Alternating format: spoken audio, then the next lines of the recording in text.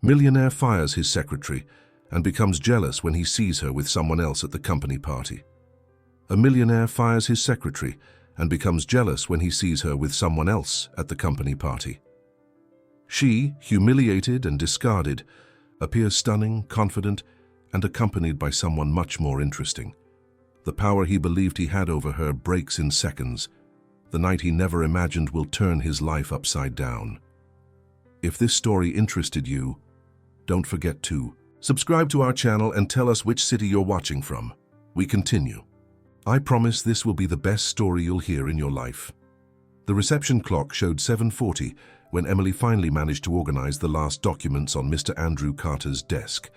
Her fingers trembled slightly as she aligned the folders, not from the fatigue of the workday that had extended beyond schedule, but from the proximity to the man who had fascinated her for 3 years. Andrew Carter was the executive director of Carter & Associates, a business consulting firm that occupied 2 floors of a building in downtown Chicago. Tall, with perfectly combed gray hair and penetrating gaze, he commanded meetings with an authority that made the corridors fall silent when he passed. Emily had started as an intern and had established herself as an administrative secretary, always efficient, always discreet, always invisible. In those 3 years, she had collected small moments, the time when he said, "Thank you, Emily," with a half smile when she delivered an urgent report. The day he asked if she was feeling well, noticing that she was discreetly coughing. The afternoon when they shared the elevator in silence, and Emily swore she felt his masculine cologne envelop her senses like an impossible promise. Emily knew she nurtured a dangerous feeling. Andrew was married, although his wife rarely appeared at the company. He wore the gold wedding ring as a constant reminder of the distance that separated them. Still, she couldn't contain the admiration that grew with each gesture of kindness from him, each moment when she saw him demonstrate subtle humanity behind the professional mask. That Thursday night, Emily finished organizing the schedule for the following week and picked up her purse to leave. It was then that she remembered the notebook she had left in the drawer of her desk. She hurried back, knowing the night cleaning crew would soon arrive. When she opened the drawer, some papers fell to the floor. As she collected them, a small note, which she had used as a bookmark in a book of poetry, escaped from between the pages and slid under Andrew's desk. Emily bent down to retrieve it, but the paper had been lost among the computer cable wires. She decided to leave it for the next day. It was just a verse from Emily Dickinson that she had copied. "Forever is composed of nows," words that echoed in her heart whenever she thought about the impossible feeling she harbored. The next morning, Emily arrived earlier than usual. She wanted to recover the note before anyone found it. But when she entered Andrew's office, he was already there, sitting in his chair with the small paper in his hands. "Emily," he said without raising his eyes, "is this paper yours?" The blood rushed to her cheeks in a wave of heat. "Yes, Mr. Carter, I'm sorry, it fell last night when I was organizing." Andrew raised his eyes, and for the first time in 3 years, Emily felt that he really saw her. It wasn't the professional look as usual, but something deeper, which left her speechless. "Emily Dickinson," he murmured, reading again. "You like poetry?" Emily nodded, unable to form a sentence. The situation was embarrassing and at the same time the closest she had ever been to a personal conversation with him. "It's a beautiful verse," Andrew continued, carefully folding the paper. "But perhaps it's not appropriate to keep personal things in the work environment." The phrase fell like a bucket of cold water. Emily felt the ground disappear beneath her feet. I'm sorry, Mr. Carter, it won't happen again." Andrew returned the paper to her, but his fingers brushed hers for a moment. Emily swore she saw something like regret in his eyes, but it might have been just her desperate imagination looking for signs that didn't exist. "Emily," he said, returning to the formal tone, "I need you to organize my schedule for next week. I'll be traveling on business." She nodded and left the room with shaky legs. Throughout the day, she tried to work normally, but the morning episode haunted her. Andrew seemed more distant than usual, almost cold. There were none of the small gestures of courtesy that she used to value. At the end of the afternoon, Emily was called to the office of Supervisor Helen Miller, a middle-aged woman, who controlled the administrative department with an iron fist. Helen was known for her efficiency, but also for her rigid and unsympathetic personality. "Emily, sit down," Helen said without raising her eyes from the papers. "I received a report about an incident that occurred this morning." Emily's heart raced. "An incident? It seems you were caught leaving personal notes on Mr. Carter's desk," Helen continued, finally looking at her with a severe expression. "This constitutes a serious breach of professional conduct." Emily tried to explain that it had been an accident, that the paper had fallen unintentionally, but Helen interrupted her with a wave of her hand.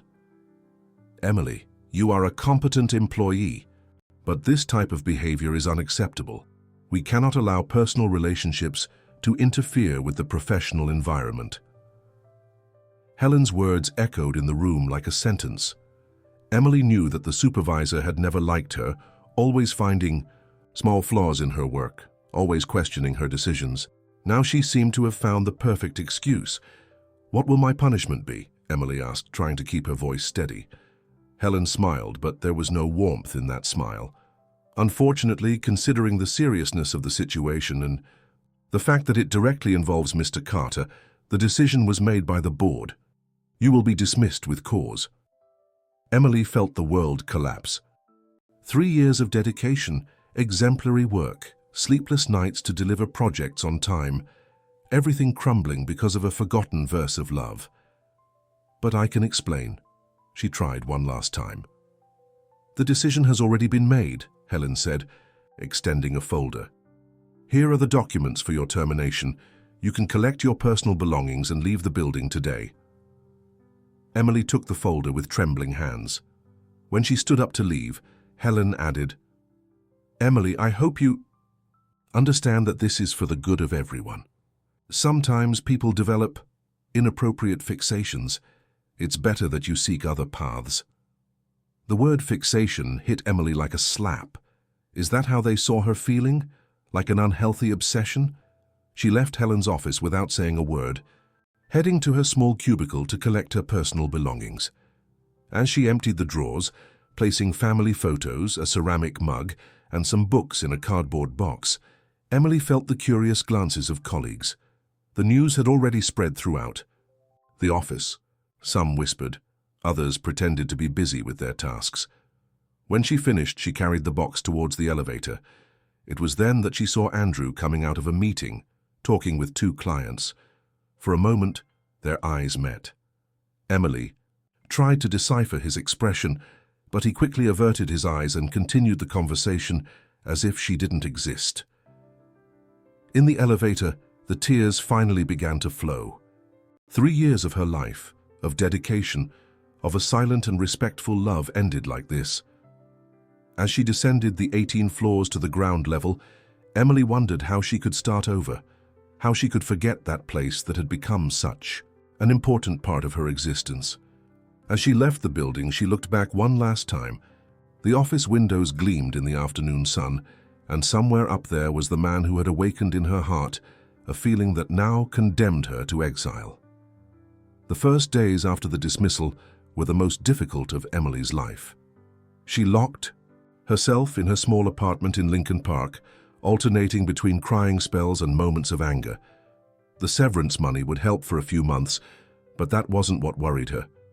It was the feeling of humiliation, of having been reduced to a problematic employee because of a feeling she had always kept private. For an entire week, Emily barely left home. She ordered food delivery, watched bad movies on television, and slept at irregular hours. Her friends called concerned, but she didn't have the energy to explain what had happened.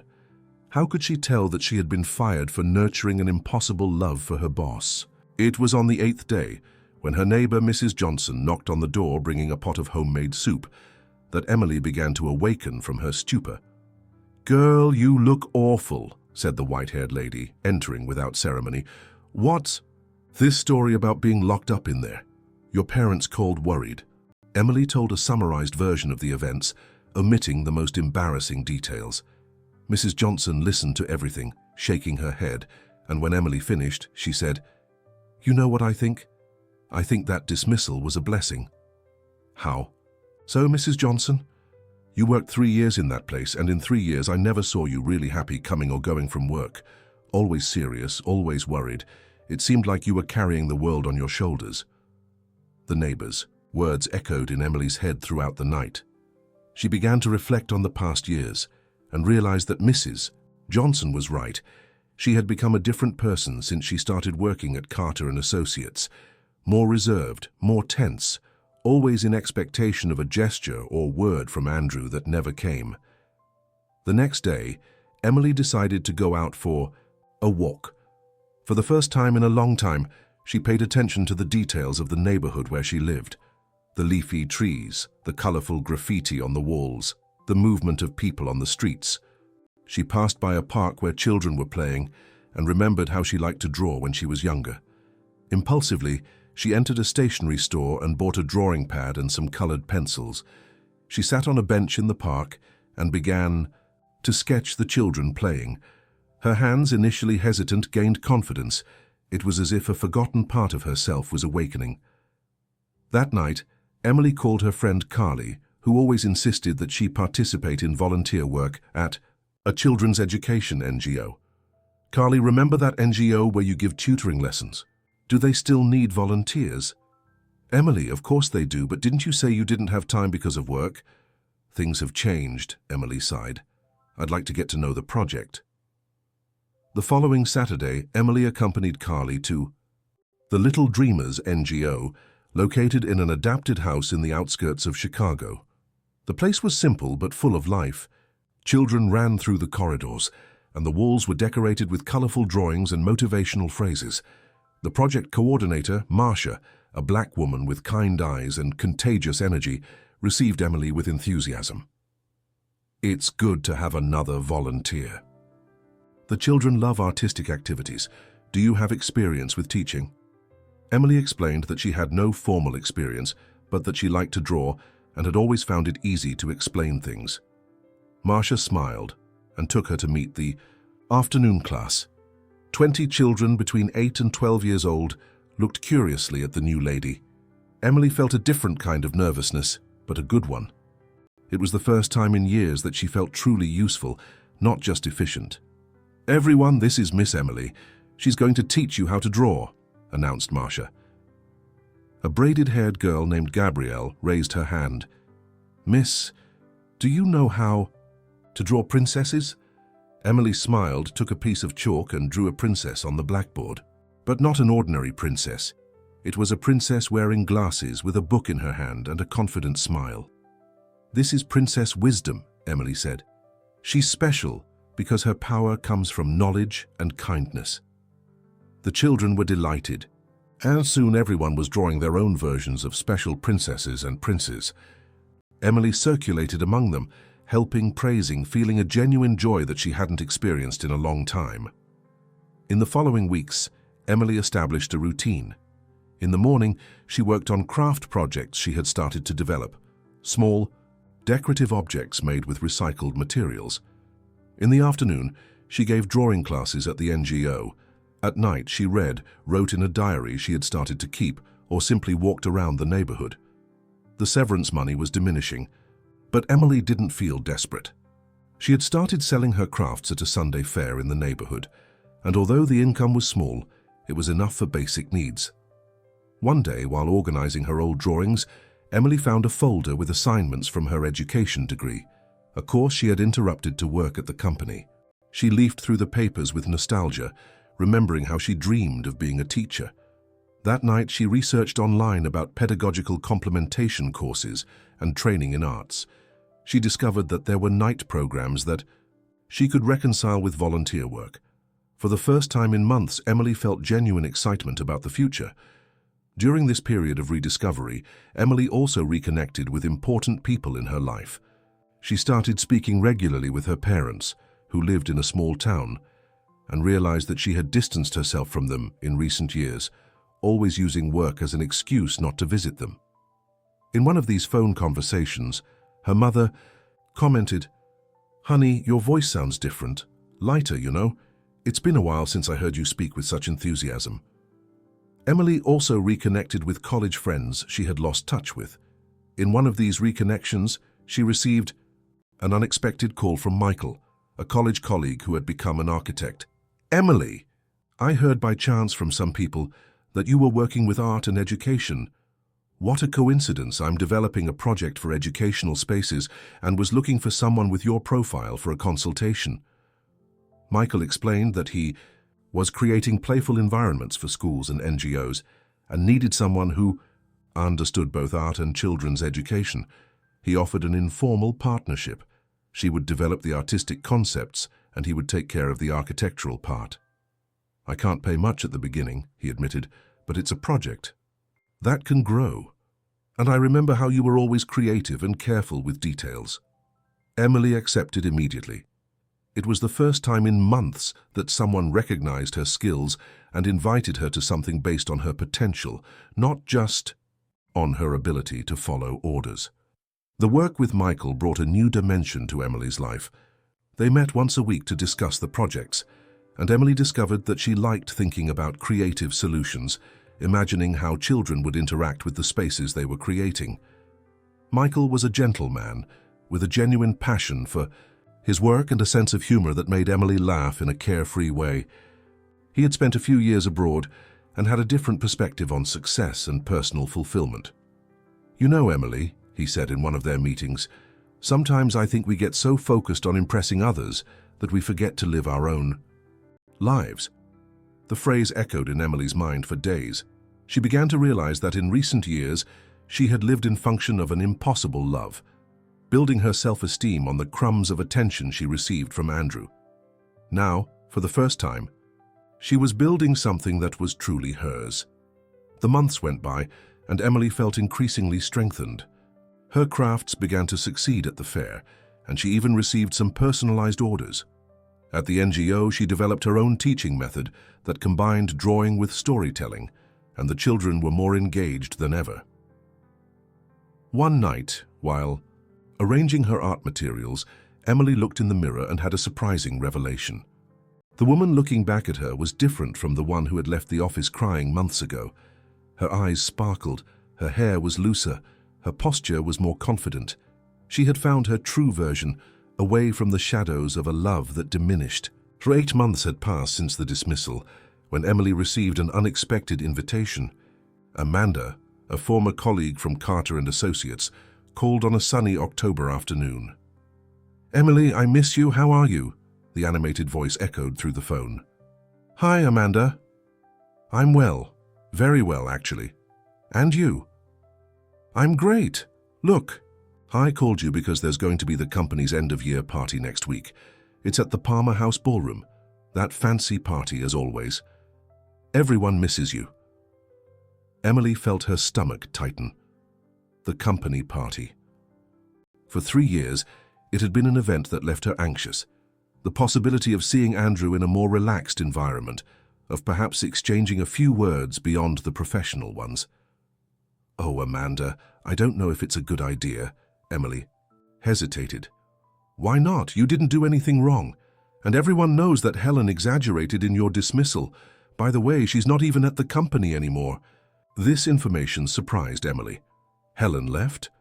Left nothing, she was fired. They discovered she was manipulating some financial information. Can you imagine? And to think she always acted so innocent. Emily processed the information in silence. Helen had been the instrument of her fall, and now she discovered that the supervisor herself had been caught in much more serious irregularities. "Anyway," Amanda continued, "you have to come. It will be like a vindication, you know. You show up looking beautiful, show everyone how well you are, and that's it."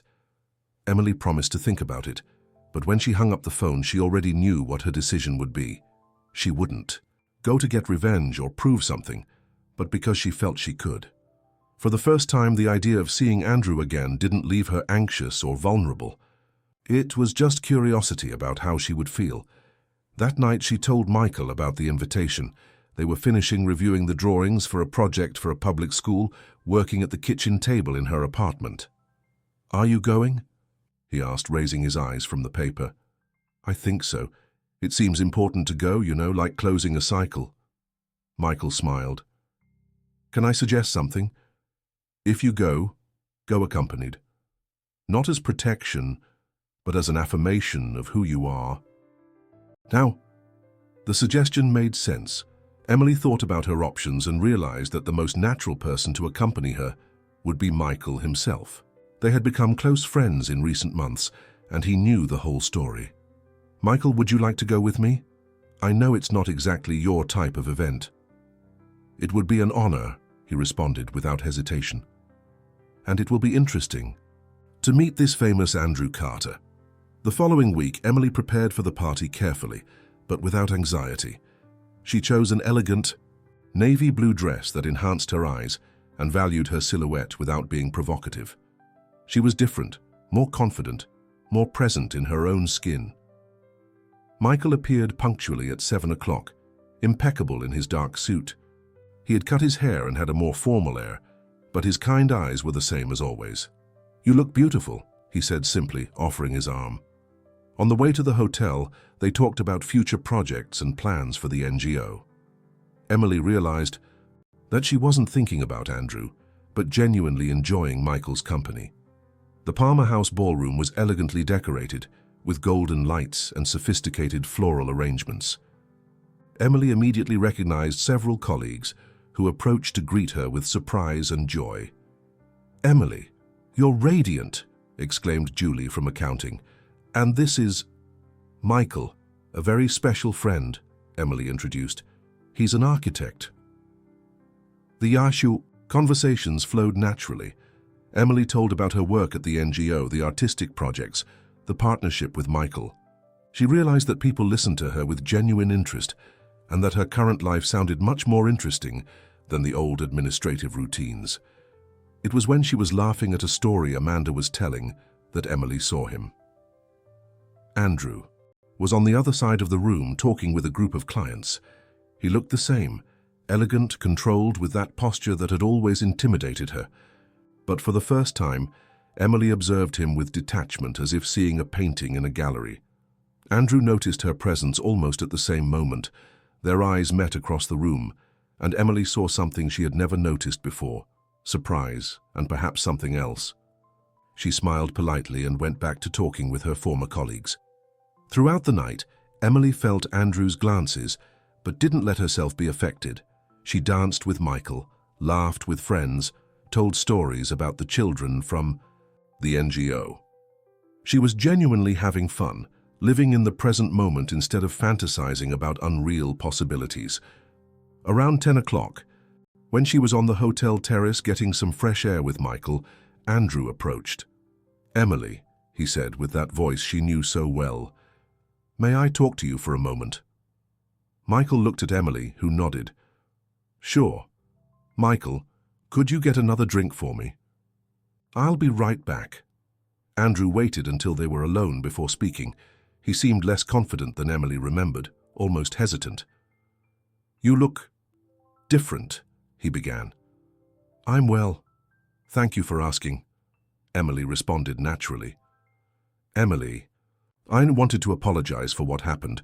The situation with Helen was poorly handled and I should have intervened." Emily studied him for a moment. There was sincerity in his words, but also something more, a vulnerability she had never seen before. "Andrew, that's in the past. It ended up being the best thing that could have happened to me." "You seem really happy," he observed, and there was a melancholy in his voice. "I am," Emily confirmed. "I discovered that I'm capable of much more than I imagined." Andrew looked at the ballroom, where Michael was talking with some guests. "Your boyfriend seems like an interesting man." Emily didn't correct the assumption. "Michael is a special person. He helped me see possibilities that I didn't know." There was an uncomfortable silence. Andrew seemed to want to say something more, but the words didn't come. Emily realized that for the first time, she was in control of the situation. "Andrew, I need to thank you," she said finally. "Thank me?" "For not corresponding to what I felt. If something had happened between us, I would never have discovered who I really am."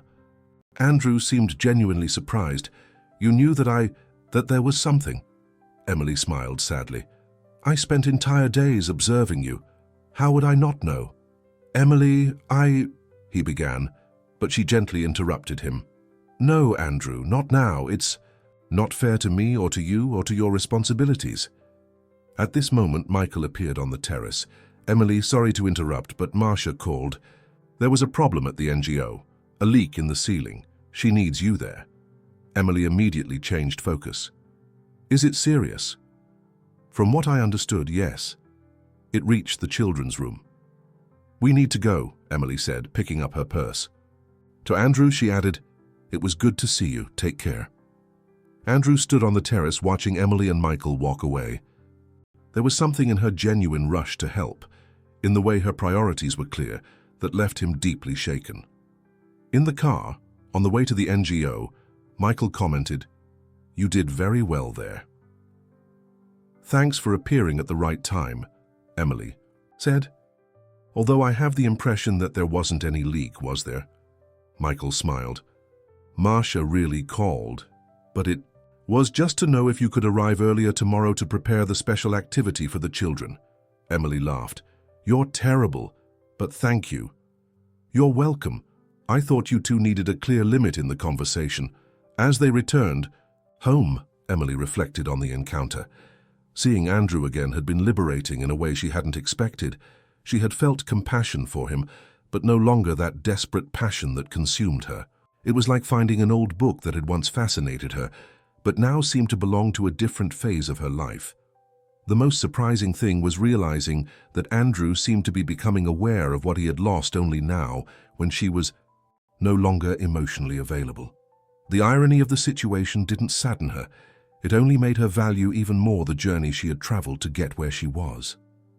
The days that followed the party were marked by a sequence of unexpected events. Andrew began to appear in Emily's life in subtle but persistent ways. First, it was a bouquet of flowers sent to the NGO with a simple card, For your inspiring projects, AC. Then, a substantial anonymous donation to the institution, which Marcia discovered had come from Carter and Associates. Emily received these manifestations with contradictory feelings. On one hand, she was pleased to know that her work was being recognized. On the other, she felt that Andrew was trying to establish a connection through indirect methods, which bothered her. The situation became complicated when Amanda called, again this time with disturbing information. Emily, I need to tell you something, Amanda said with a worried voice. Andrew is asking questions about you, wants to know where you work, who you hang out with, if you're dating. What? Emily felt a chill in her stomach. He called Julie into his office and was asking about that guy who was with you at the party. Said it was for a professional reference, but everyone realized it had nothing to do with work. Emily hung up the phone, deeply bothered. That behavior didn't match the Andrew she knew, always so controlled and professional. It seemed almost obsessive. Her suspicion was confirmed when, a week later, Andrew appeared at the NGO during one of Emily's classes. She was in the courtyard with the children, teaching them to make paintings with leaves and flowers, when she saw him standing near the gate. Miss Emily, said little Johnny, 8 years old, there's a man over there looking at us. Emily raised her eyes and found Andrew, impeccable in his grey suit, completely out of place in that simple environment. She asked Carly to take over the activity and went to him. Andrew, what are you doing here? I wanted to know your work, he said, but there was something forced in his naturalness. I've heard very good things about the project. And how did you know the address? Andrew hesitated. I asked some former colleagues. Emily felt a wave of irritation. Andrew, this isn't right. You can't just show up at my workplace like this without warning. Why not? I'm just a citizen interested in social projects. Because we both know that's not why you're here. Andrew looked at her with an intensity that made her uncomfortable. It was different from the professional look she knew. There was something almost desperate there. Emily, I need to talk to you. Since the party, I can't stop thinking— No, Andrew, Emily interrupted him firmly. You're married, you have responsibilities, and I have a life that I built without you. My wife and I, things haven't been well for a long time, he admitted. That's not my problem, Emily replied, surprising herself with her own harshness. You need to leave. Now. Andrew seemed shocked by her firmness. For a moment, he stood still as if he didn't believe he was being rejected. Finally, he nodded and walked away, but Emily could see that it wasn't over. That night, she told everything to Michael, who listened with growing concern. "Emily, this behavior isn't normal," he said. "He's stalking you." "It's not exactly stalking," Emily tried to minimize. "Yes, it is, and it can get worse. You need to make it clear that you don't want contact with him." Michael was right, and Emily knew it. The next day, she wrote a formal letter to Andrew, being polite but inflexible in establishing boundaries. She asked him to stop with the donations and visits, explaining that it was interfering with her professional and personal life. To her surprise, Andrew respected the request. Weeks passed without any contact from him, and Emily began to believe that she had managed to end that situation definitively. It was during this period of tranquility that Emily began to notice subtle changes in her feelings towards Michael. What had started as a friendship based on work had evolved into something deeper and more natural. Michael was completely different from Andrew. Where Andrew was controlling, Michael was respectful. Where Andrew maintained distance, Michael offered genuine presence. Where Andrew aroused anxiety, Michael brought peace. The revelation came on a rainy night when they were working late on an urgent project for a school. Emily had prepared sandwiches and coffee, and they were talking about the final details of the schedule when the power went out. "I don't believe it," Emily sighed, "just when we needed to finish this." Michael turned on his phone's flashlight and laughed. "Let's consider this a sign to take a break." They sat on the sofa, illuminated only by the weak light of the phone. The rain hit the windows, creating an intimate and welcoming atmosphere. "Michael," Emily said impulsively, "can I ask you a personal question?" "Sure." "Why have you never married? You're a wonderful man. Any woman would feel lucky to be with you." Michael smiled in the dark. "I guess I've always been waiting for the right person, and maybe she was too busy dreaming about someone else to notice me." Emily's heart accelerated. "Michael." "Emily, I don't want to pressure you. I know you've been through a lot, but I need you to know that my feelings for you go far beyond friendship." Emily felt as if a final piece of a puzzle had fallen into place. "Since when?" "Since that first meeting, when you showed me your drawings of the children. I saw the passion in your eyes, the way you genuinely cared. I thought, this is how I want to love and be loved, with that true intensity. Why didn't you ever say anything?" "Because you needed to find yourself first. And I wanted to be sure that if we ever got together, it would be because you chose me, not because I was available when you were vulnerable." Emily moved closer to him on the sofa. "And now? Now I know that you're the strongest and most authentic woman I've ever met. And if you give me a chance, I promise to love you exactly as you are." The kiss that followed was different from anything Emily had imagined about love. There wasn't the desperate anxiety she felt for Andrew, nor the unattainable fantasy. It was real, present, full of tangible promises. When they separated, Emily smiled. "Michael, I have a confession to make." "What?" "I've never been with anyone." "Completely never." Michael looked at her with tenderness.